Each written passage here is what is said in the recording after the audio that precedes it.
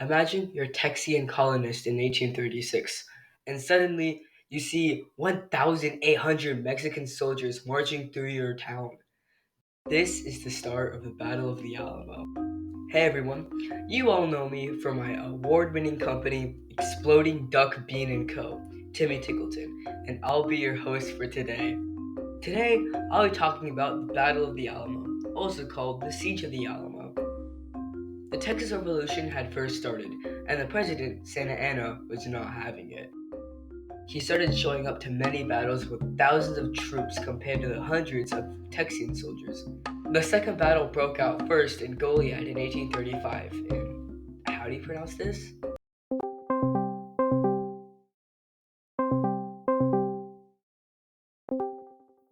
Yeah, bro, how do you pronounce this? I'm Arabian, not Mexican. Coahuila, Texas. A man named Benjamin Milo fought in the battle and gained popularity. Milo reached rank up to the commander of the Texian forces. During the sixth battle, the siege of Bexar, Milo dies mid-battle due to a gunshot wound, but he did manage to capture Bexar in the process. Bexar, also known as the Alamo, is a fort built by the old colonists in the 1700s by the Spanish as a military presidio. Actually, I have Eddie Wigglewort from the News Report Inc. here reporting from the Alamo in San Antonio. Hey everybody, Eddie Wigglewort here reporting from the scene of the Alamo.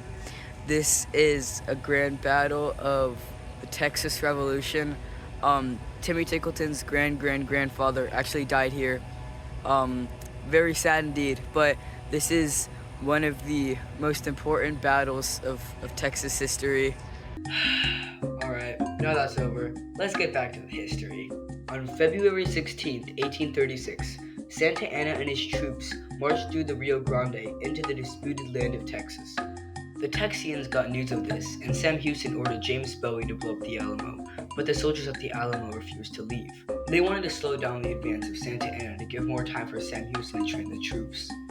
The Texian soldiers stayed in the Alamo, all 189 to 260 of them. February 23rd, 1836, Texian spies brought the news that there was a presence of Mexican troops. Santa Anna meets with Travis and Bowie to demand their surrender, but they didn't, and gave his army a hard time with their cannons. Day 2, James Bowie falls ill, and William B. Travis takes over the command. Travis writes his famous victory or death letter asking the world to support the Texians. Santa Anna wants to ignore the Texians, so he pushes his troops a little closer to the walls. The Texians find this out and burn some huts in retaliation. On day 4, both sides wait each other out. The Mexicans destroy the irrigation supplying the Texians with water, causing the Texians to dig a well to make their own water source. The Mexican army, over these 2 days, bombarded the Alamo more to prevent any sort of rest to tire the Texians out. 32 men from Gonzales arrived to help out at the Alamo, known as the Immortal 32, the only reinforcements the Alamo gets.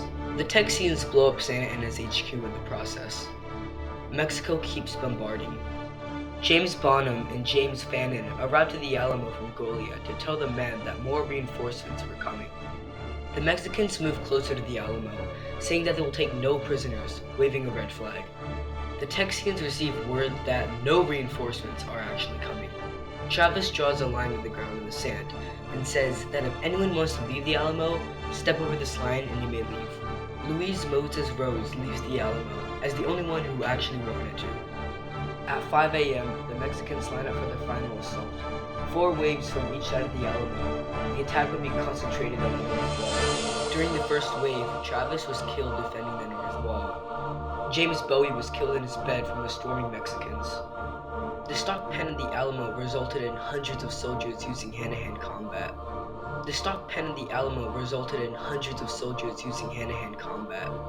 Davy Crockett and other Alamo defenders ran towards the church park. Davy Crockett and the other remaining Alamo defenders were executed at the end of the battle. Santa Anna allowed the slaves, women, and children to all leave safely. He also told them all to tell the Texians on the defeat at the Alamo. The 13-day siege took 400 to 600 Mexican lives, and all the 182 to 257 Texian lives. Though it was a defeat for the Texians, remember the Alamo became a war cry for the rest of the war, boosting morale for the troops. Because of the Daughters of Texas, the Alamo is preserved to this day.